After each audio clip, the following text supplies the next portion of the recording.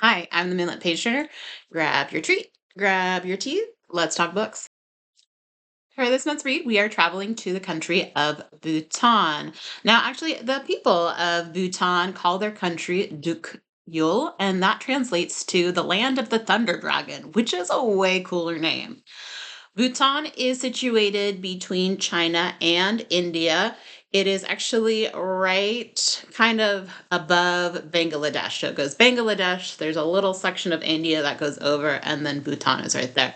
It was directly lower of Tibet, but in the 1960s, China came in and once again took over Tibet, and that actually was an important part of Bhutan's history because for a long time, Bhutan was actually pretty isolated. And so, even before the 1960s, they didn't really have their own national currency. They worked kind of on a barter system. And this will actually become important with the book that we're going to talk about today. So, I only have one book for us. It is The Folktales of Bhutan, and that is by Kunzang Choden. Before we get into this month's read, let's talk about our treat. This is Khabzay. Khabzay is like a sweet breadstick. So it comes in different forms. You can kind of make it whatever form you want to, but the ones that I saw online with the recipe that I've added below, it has kind of like a twisty stick as well as these little like nuggets that kind of look like gnocchi a little bit because you use a fork to help shape them. So what it is, it's basically flour and then you add powdered sugar, you add warm water as well as vanilla extract. You mix that up, you knead it a little bit, then you make it into your basically breadsticks. And then you fry them, but you want to make sure that you are watching as you fry them because they will brown pretty quickly. You don't want them to be not as brown so that they're super chewy, but you also don't want them to get too dark because then they become very, very hard to chew. So again, this is a cab zay and it comes in different forms.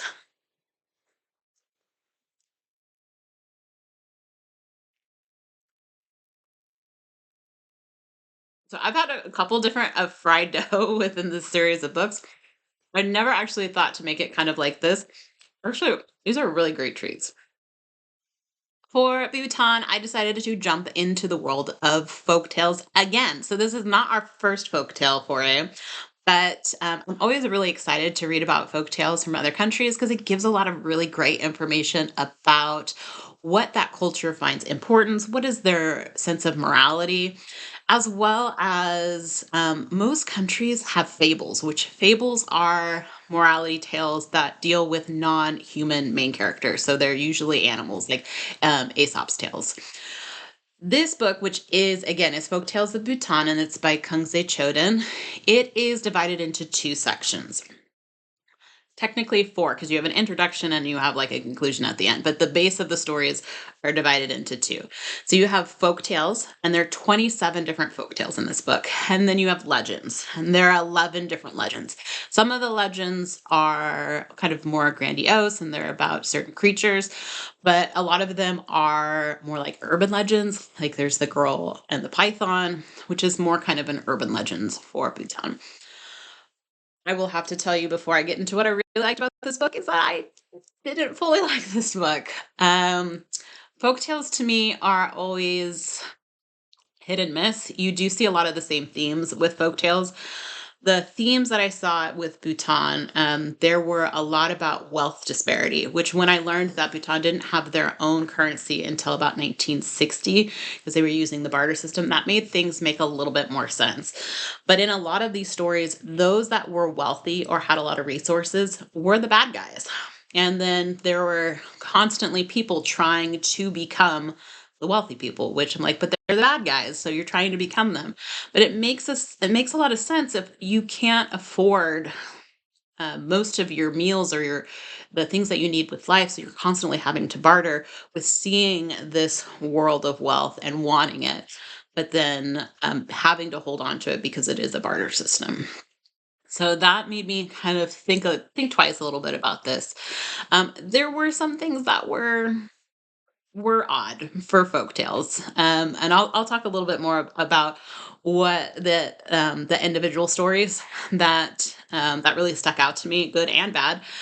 But what I really, really enjoyed about this book, and what I actually really enjoy about most folktales, is the introduction.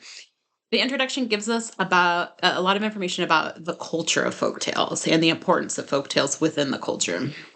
So Choden tells us that for Bhutan, folktales they're interactive, and they're interactive where you're telling the story and you're raised with it. So there are things that you have to say, and ways that you can retort to those things, which we saw in the Bahamian folktales. But for Bhutan, the reason why you're interacting is you're keeping these stories alive, and because they believe that spirits are watching. And if you're not interacting with the stories, then the spirits will steal the stories. So it's important to have kind of an engaged audience. The other thing that I really liked is each folk tale started the same. Now, in like Western culture, we would start our like fairy tales with Once Upon a Time, and in these stories, it starts with Dingbo Dangbo. And depending on how long you hold the O out, is how long ago it started. And so it's like a long, long time ago, is how most of the stories would begin. So I really like that aspect of it. The other thing that popped out and I found interesting is that she talks about talking about the fact that there's maybe some German influence within the folk tales. She says specifically the story of Puss in Boots. I did not see it. I was really surprised when I heard her say that because of one where Bhutan is situated. It's not near Germany. I do know that there like some Austrian German influence in Tibet in certain times, but the history of Bhutan, you have the history of the influence of Tibet because a lot of the people of Bhutan, their ethnic group actually originated from Tibet and then migrated over like centuries ago. I could see maybe a Chinese influence, and I saw that in some of the folk tales because I've read folk tales from China and Japan, and I saw some similarities. There's a creature called a Senpo, which reminded me a little bit of more Japanese influence where it like eats people and it's kind of humanoid but kind of not. It wasn't really great in the descriptions. Or I could see maybe like Indian influence, and even there is some influence of England, but I don't know, we're German. I didn't see any similarities with German folk tales.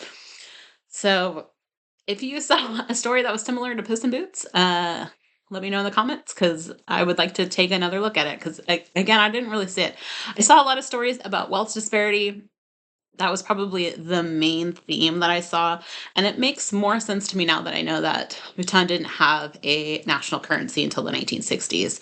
Because you see a lot of the similar like difficulties in life that I do see in like Norse mythology because they lived a very difficult life. And so when you're struggling a lot just to survive, that tends to show up in your folk tales.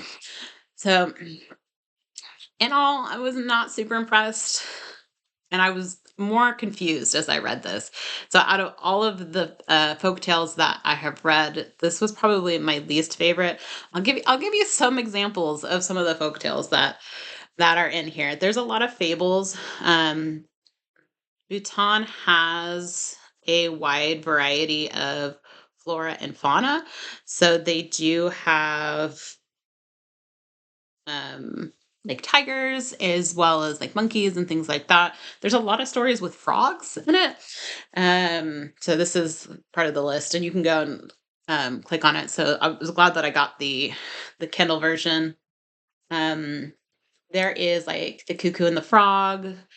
And then there's the hopo, I think is how you say it. It's the bird in the area, and that story that was one of the ones that really confused me because there's this bird, and the wife is not she's not the smartest bird, but she's trying, and the husband bird gets mad and he like pecks her to death, and then she's dead, and he's like, "Oh, what did I do?" And then he just flies off, and that's the story.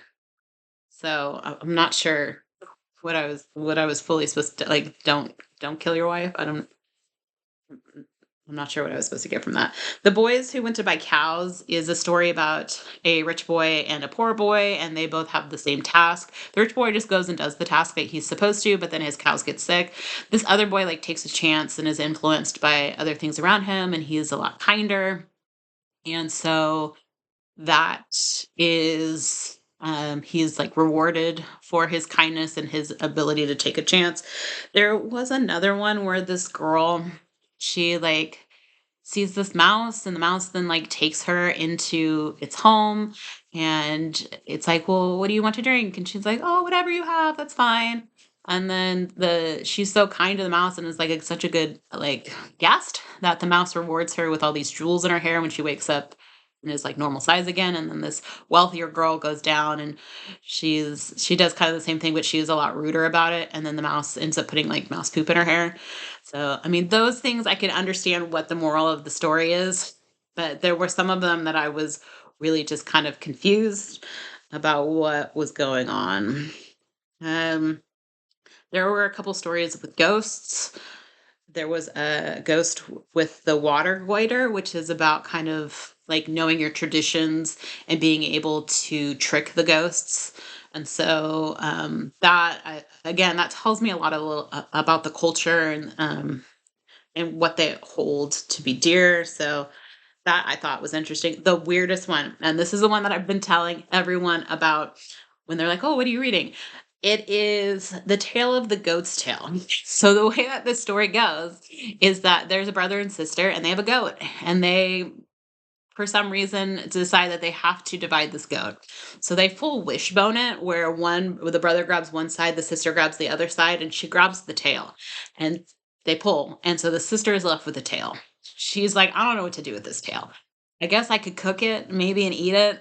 And so she goes to cook it, but the tail talks to her and was like, no, don't eat me. And then promises these things that it can do. It can sneak into the palace, and it could get like a wife for her, I guess, to help out around the house. And so she's like, sure, whatever, I guess. I don't have much to lose. So we find out that the tail is not actually a tail. It's like a man that like puts on a suit and then becomes a tail. It's kind of similar to the silkies of like Irish, Scottish traditions. And so, yeah, that was it was weird because then she's like, well, I'm going to burn the tail suit. And again, I'm not really sure what I'm supposed to get from that story. I guess trust other people or like have faith in people. But then there's a lot of times as well where you're not supposed to trust people, and that people will end up trying to take from you. So I was getting a lot of really conflicting information. There is a lot of magic in here as well. The whole time I was kind of like, what am I reading? Folktales are supposed to be a little odd. I get it. I do read a lot of fables, but I ended up being more confused than anything else while reading this book. Hey, thanks for stopping by. Next month, we're traveling to Bolivia. If you are interested in what's coming up next or what we have read in the past, please visit us on Goodreads or Instagram. See you then.